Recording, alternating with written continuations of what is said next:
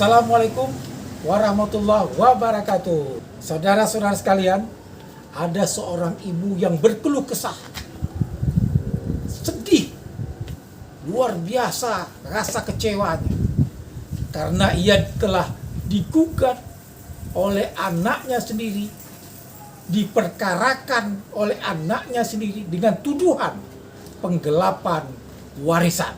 Saudara-saudara sekalian, kami bertemu sama pihak anaknya, mediasi di luar pengadilan. Kita bincang-bincang, santai dan kekeluargaan. Selanjutnya saya berkata kepada anaknya, disaksikan oleh ibu dan beberapa orang famili. Saya katakan kepada anaknya bahwa seharusnya pembagian warisan itu adalah 50% hak gonogini si ibu dikurangi dulu.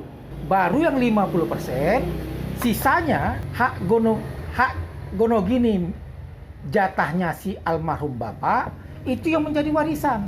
Jadi warisan aset yang ditinggal dari almarhum ayah itu bukan 100% rumah yang satu, cuma hanya rumah satulah peninggalan itu.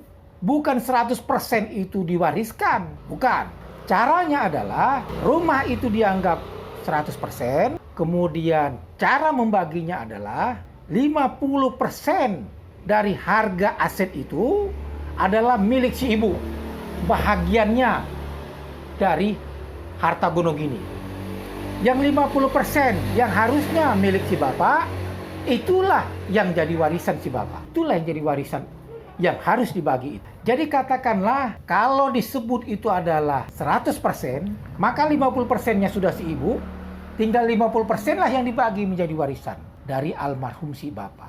Jadi Anda, anak-anakku sekalian, saudara-saudaraku, biar paham bahwasannya yang 50% Anda yang untuk dibicarakan. Tinggal kita hitung, ya. Kalau harga rumah itu, katakanlah harganya ada 5M, kemudian dijual, harganya 5M, maka 5M itu dibagi 2. 2,5M itu harus menjadi milik si ibu. Yang 2,5M lagi itulah warisan si ayah. Nah, berapa untuk anak laki-laki, berapa untuk anak perempuan, berapa si ibu?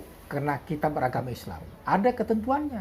Jadi, jangan kalian berpikir 100% dari harga rumah dibagi. Untuk kamu sekian, untuk adikmu perempuan sekian, untuk ibu sekian. Itu tidak bisa, itu tidak adil untuk ibumu. Dan itu juga melanggar hukum cara pembagian warisan. Keluarkan hak ibumu dulu sebagai hak gonogininya, baru sisa 50%-nya yang jatah, seharusnya jatah ayahmu, dia nggak ada, dia meninggal, itulah jadi warisan. Dan itu yang 50% itulah yang dibagi. Ibumu dapat lagi di situ, sesuai dengan ketentuan. Nah, bagaimana prakteknya?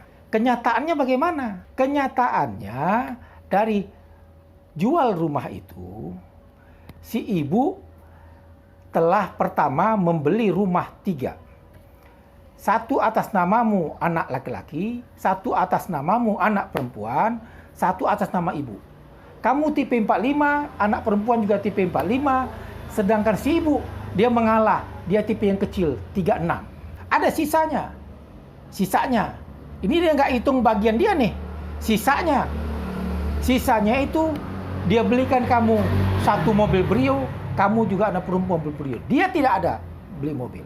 Kemudian apalagi dia biaya kuliah kalian berdua. Sampai kau anak laki-laki, kau kuliah ke luar negeri. Itu biaya dari situ. Kemudian kau juga anak laki-laki, pada saat kau kawin, kurang biaya minta sama makmu, dari situ juga diambil.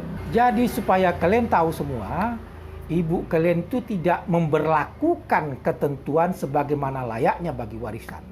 Hak gonogininya yang harus 50% dipegangnya, itu dianggapnya enggak apa.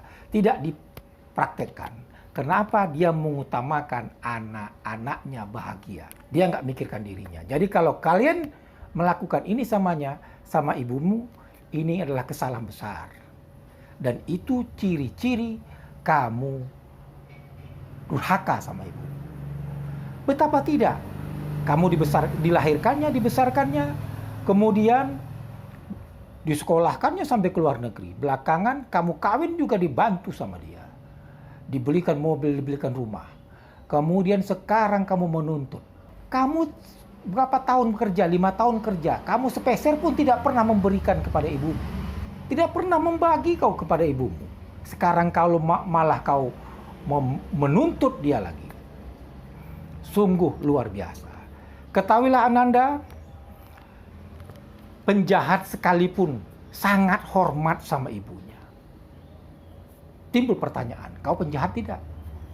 Sedangkan penjahat, perampok, pembunuh sekalipun, mafia sekalipun, yang dia takut itu cuma satu, yang dia hormati cuma satu, ibunya. Jangan macam-macam. Pikirkan yang kau lakukan ini, kau teruskan atau kau minta maaf sama ibumu, cabut semua tuntutanmu, cabut gugatanmu. Kemudian seiring waktu berjalan, dipikirkan oleh dia, kemudian hubungan anak sama ibunya sudah bagus, dan perkara itu dicabut. Alhamdulillah itu selesai secara baik dan kekeluargaan. Kemudian timbul permasalahan yang perlu kita kembangkan.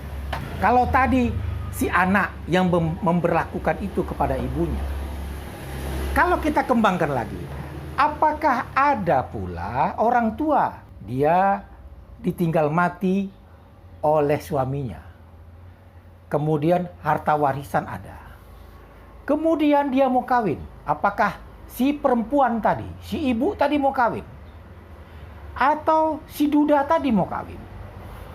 Timbul pertanyaan lagi adalah, bagaimana dengan hak dari aset warisan itu? Kebanyakan orang tidak peduli. Kawin saja si janda tadi, aset warisan belum dibagi. Kawin si duda tadi, warisan yang bagian dari anaknya tidak dibagi. Masuk dalam perkawinan selanjutnya. Ini tidak boleh. Anda ibu janda tadi silakan kawin. Tapi sebelum kawin, bagi dulu warisan. Keluarkan hak anak-anakmu. Keluarkan hak ahli waris untuk mendapatkan haknya. Demikian juga kau ayah. Kau tinggal mati oleh istrimu. Harusnya bagi dulu warisan. 50% hakmu, silakan. Kemudian 50% tadi bagi hak anakmu, keluarkan. Bagus, setelah itu bersih, kau kawin. Tidak terbawa hak dari anakmu terhadap warisan almarhum ibunya atau almarhum ayahnya. Silakan kawin, tapi jangan campur-campur. Jadi kusut nanti di belakang hari. Demikianlah konten yang sederhana ini, kawan-kawanku sekalian. Semoga bermanfaat. Lebih dan kurang, saya mohon maaf atas perhatiannya. Saya ucapkan terima kasih. Lain waktu kita ketemu kembali. Wassalamualaikum warahmatullahi wabarakatuh.